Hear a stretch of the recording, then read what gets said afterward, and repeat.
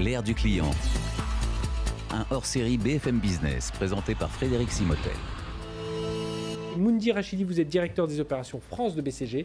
Bonjour. Bonjour. Moundir. Pendant les dernières décennies, on s'est un peu sclérosé en termes industriels. On a fait des grandes usines qu'on a essayé de délocaliser pour fabriquer en grande masse, parce que c'est ce qui permettait en fait de fabriquer à grande échelle.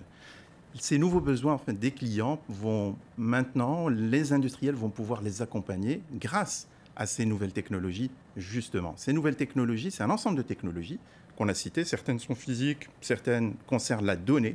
Ces technologies permettent des gains de productivité de 15 à 20%, ou des gains en flexibilité de 30 à 50% au niveau de toutes les industries. Il y a deux phénomènes qui nous intéressent dans ce qui vient d'être dit, en tant qu'industriel. La personnalisation. Tout un certain nombre de technologies vont permettre de personnaliser. Personnaliser, ça veut dire que je ne peux plus produire en grande quantité pour vous livrer cette quantité-là que moi j'ai décidé pour vous. Je suis fabricant de lunettes, je fabrique des batchs, ce qu'on appelle des batchs, c'est-à-dire une grande quantité pour optimiser. Je vais en fabriquer par milliers, que je vais ensuite vous envoyer par bateau, et vous allez pouvoir acheter en fonction de ce que je vous ai envoyé. Et là, on s'oriente vers un achat. Je choisis ma propre lunette, que je peux même concevoir sur site. Ce dont je vous parle existe. Je la conçois et les fabriquer en impression 3D. Ça, c'est le premier phénomène, c'est la personnalisation pour un industriel. Le deuxième phénomène qui est très important pour nous, en tant qu'industriels, c'est la rapidité. Les consommateurs ou les clients industriels ont besoin d'avoir leurs produits ou leurs services tout de suite. Et pour cela, il y a un deuxième phénomène qui se produit, au-delà de la modernisation des sites que je citais, c'est un phénomène de relocalisation.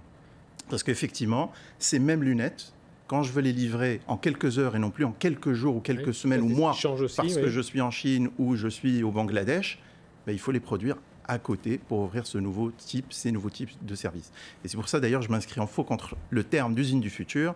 C'est bien une usine du présent et c'est ce qu'on a voulu démontrer qui se transforme. Et donc c'est ce qu'on a voulu démontrer et montrer aux industriels, notamment français, mais du monde entier, à Saclay, dans un environnement réel, concret, avec des lignes de production de fabrication de scooters et des lignes de fabrication de bonbons. On vient ajouter toutes les technos. Ça permet de livrer plus vite, soit des choses qui sont déjà existantes et que je recommande, donc j'ai besoin de lunettes que je vais refabriquer, donc je vais les commander, ou ça permet de commander plus vite de nouvelles choses. C'est-à-dire que je suis, en tant qu'industriel, je suis capable de gérer une plus grande complexité.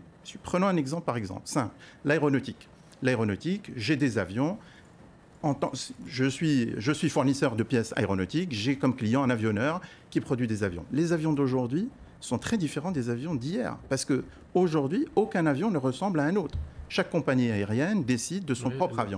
En tant que fabricant, en tant que petite PME française en France, je dois m'adapter à mon client qui est le fabricant, qui est le grand fournisseur aéronautique qui lui-même va livrer à Airbus ou à Boeing.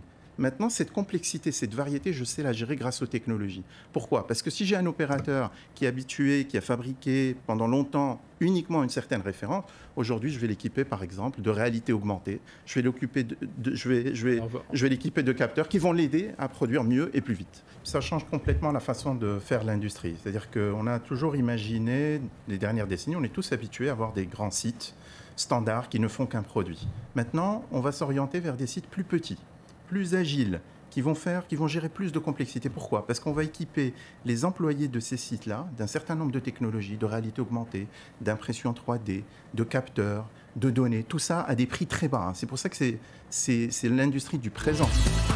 BFM Business, hors série, l'ère du client.